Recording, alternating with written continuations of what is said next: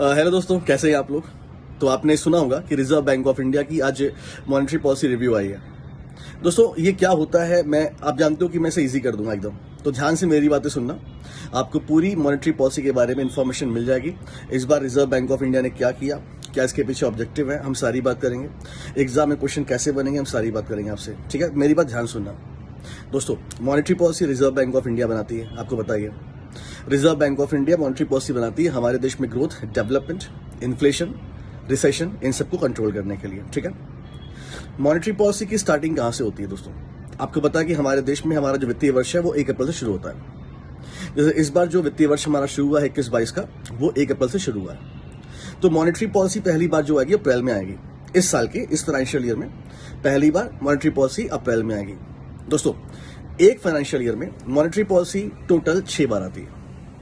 यानी हमारे देश की monetary policy by monthly policy होती है, हर 2 महीने पर वो आती रहती है। यानी अगर अप्रैल मंथ में हमारा फाइनेंशियल ईयर शुरू हुआ है तो पहली पॉलिसी अप्रैल मंथ में आई, देन 2 महीने के बाद जून में आई, देन ये अगस्त में तीसरी आई है, अब अक्टूबर में आएगी, देन दिसंबर में आएगी, देन फरवरी में आएगी। ठीक है, यानी कि हम ये कह सकते हैं कि जो अगस्त वाली मॉनेटरी पॉलिसी अभी आई है, जो अभी ये तीसरी मॉनेटरी पॉलिसी रिव्यू है।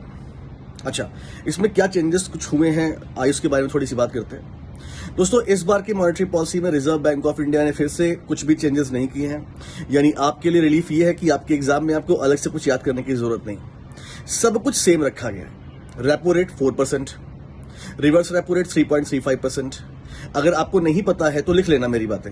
Repo rate 4%, reverse repo rate 3.35%, bank rate और एमएसएफ दोनों को 4.25% पे, सीआरआर 4%, एसएलआर 18%। मतलब कोई भी चेंजेस नहीं हुए रेट्स में। और ये मैं गारंटी से आपको बता सकता हूं कि आप एग्जाम देने जाओगे जब, तो अगर आपके एग्जाम अक्टूबर के पहले पहले होते हैं, क्योंकि नेक्स्ट पॉलिसी अक्टूबर में आएगी, तो आपको यही डेटा लिखना है जो मैंने बताया। हाँ, अगर आपके एग्जाम अक्टूबर के बाद होते हैं तो अक्टूबर वाला हमें देखना पड़ेगा फिर। अच्छा, ये रेट हो गई। तो रेट में कोई भी changes reserve bank of India ने नहीं किया है।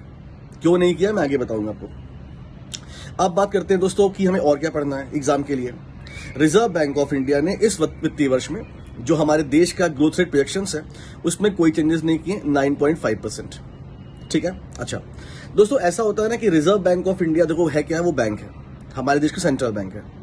हमारे देश में ग्रोथ एंड डेवलपमेंट का काम करना के लिए आरबीआई की बात नहीं है, गवर्नमेंट ऑफ इंडिया भी करती है फिस्कल पॉलिसी से।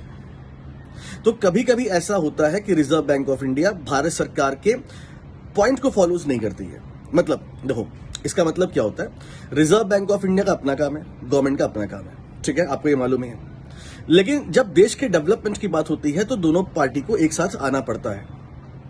यहां पर हम बात करें स्टैंस की। स्टैंस जब से कोविड-19 आया है, रिजर्व बैंक ऑफ इंडिया ने अपना स्टैंस चेंज किया है। पहले रिजर्व बैंक ऑफ इंडिया का स्टैंस था क्या, न्यूट्रल था। न्यूट्रल का मतलब ये होता है कि गवर्नमेंट अपना काम करेगी, हम अपना काम करेंगे।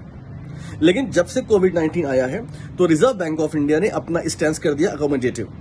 मतलब गवर्नमेंट के साथ साथ कंधे से कंधा मिलाकर चलेंगे। जितनी गवर्नमेंट को नीड होगी उतना पैसा हम फ्लो करेंगे। तो इस बार की पॉलिसी में भी रिजर्व बैंक ऑफ इंडिया ने अपना स्टैंस अकोमोडेटिव रखा हुआ है। एक पॉइंट आपको याद रखना, ठीक। चलिए ये बात तो हमने कर ली। अब क्वेश्चन ये है कि रिजर्व बैंक ऑफ इंडिया ने डेटा में चेंजेस क्यों नहीं किए। दोस्तों देखो मेरी बात समझना, अगर रिसेशन आता है या देश में डेवलपमेंट नहीं हो पा रहा है तो मैंने आपको ये पढ़ाया हुआ है कि इससे ये हम कैसे चेंज कर सकते हैं, हम कैसे अपने देश को ग्रोथ में ला सकते हैं। रिजर्व बैंक ऑफ इंडिया अगर रेपो रेट को कम कर देगा तो हमारे देश में जो बैंक कस्टमर को लोन बांटते हैं उनके रेट्स में कमी आ जाएगी, जैसे मार्केट में मनी का फ्लो होगा। लेकिन दोस्तों आपको एक बात यह भी याद होनी चाहिए कि रिजर्व बैंक ऑफ इंडिया ने और गवर्नमेंट ऑफ इंडिया ने मिलकर हमारे देश में इन्फ्लेशन को 4% फिक्स रखा है 2026 के लिए। और आप मई की बात कर लो, आप जून की बात कर लो, ये जो हमारा इन्फ्लेशन रेट है काफी ज्यादा है। यानी इन्फ्लेशन हमारे देश में बहुत ज्यादा है। और इन्फ्लेशन है, अगर हम फ्लो ऑफ मनी को बढ़ा देंगे तो इन्फ्लेशन और बाहर चला जाएगा, मे भी शायद हम हाइपर इन्फ्लेशन में चले जाएं। तो इन्फ्लेशन क्यों है, ये शक्तिकांत दास जी ने बताया अभी। इन्फ्लेशन के बहुत सारे रीजन है, लेकिन मेन रीजन है क्रूड ऑयल, जिसकी वजह से मतलब इन्फ्लेशन आ रहा है और काफी मतलब ज्यादा इन्फ्लेशन है। अगर हम रेपो रेट कम कर देते तो क्या होता कि मार्केट में फ्लो ऑफ मनी जो है वो अभी बढ़ती, और फ्लो ऑफ मनी बढ़ने से क्या होता कि इन्फ्लेशन आ जाता। एक बात इन्होंने और भी बोली कि मानसून जो है थोड़ा सा मतलब सस्टेन नहीं है। कहीं पर ज्यादा बरसात हो रही है, कहीं कम बरसात हो रही है।